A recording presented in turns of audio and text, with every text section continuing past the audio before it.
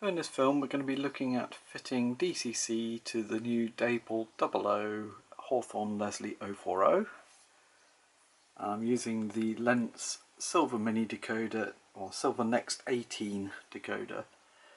So the loco has the Next18 socket that this little decoder will fit into. It's a non-sound driving decoder and it's fully DCC NMRA compliant, so it will work on any DCC system and they're very high quality. Now the loco itself, there is a screw under this cap, and in the best Blue Peter fashion I've removed it to make this easier to do on camera. So literally one screw that goes down in there and you expose the blanking plate. So this allows the loco to run on conventional 12 volt DC. Keep this if you ever want to convert it back. This is the DCC decoder. It just lines up and clicks in. So it's easy as that to fit. I can just drop the cover back over it for the look of the thing. Obviously there is a screw to go back in there, but there we are. So the loco I've left on factory decoder settings. There is a full manual with the decoder that explains all the things that you can change if you wish, but it's not mandatory.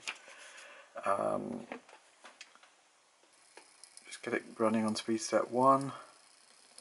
Seems to be as slow as the loco wants to go, but it's very smooth as it accelerates up.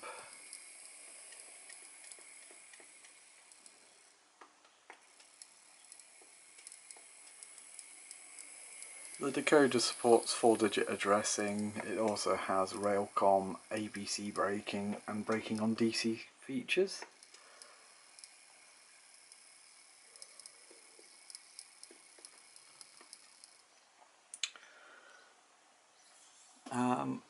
The firebox glow is on function 1.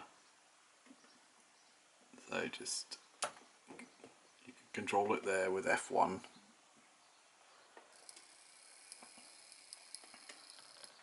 Now you may want to do some programming, so let's raise the inertia. It's on quite a low value from the instructions, if I have a look. Starting delay on CV3 is set at 6. So if we go in using programming main, you can do it on a programming track too. CV3, I'm going to put the value, say, to 60. Quite a high value for inertia on acceleration. So what we'll see here is as I ratchet up the throttle, the loco will very slowly accelerate.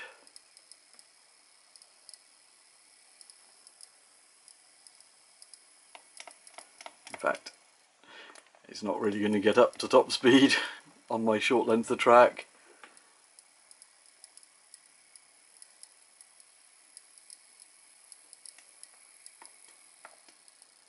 I've left the braking inertia quite low, so we can wind that back to a more sensible level, so CV3, say 20.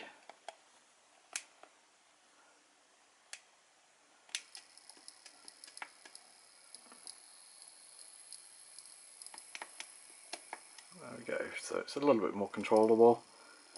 There's a nice feature, function 3 is shunting speed, so it'll half the speed. And the other one to be aware of is function 4, and what that actually does is puts it to direct drive, so it ignores those inertias we were talking about. So it will directly drive off the throttle setting. So that's what function 4 does.